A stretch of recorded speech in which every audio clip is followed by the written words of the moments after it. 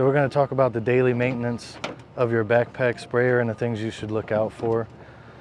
The first thing I would do is take the lid off and make sure that you have your pouring strainer in here and that the gasket around the top doesn't have any rips or tears or isn't warped. This will cause you to have leaks, and you don't want any of your chemicals spilling out while you're spraying, running down your back, going into your pants.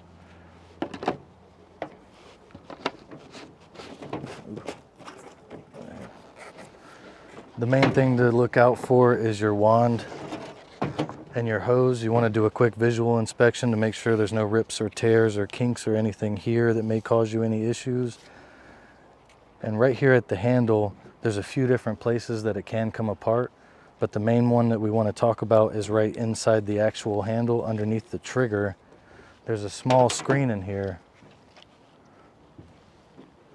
You see there's a few pieces of debris on there, but fairly clean for what it is.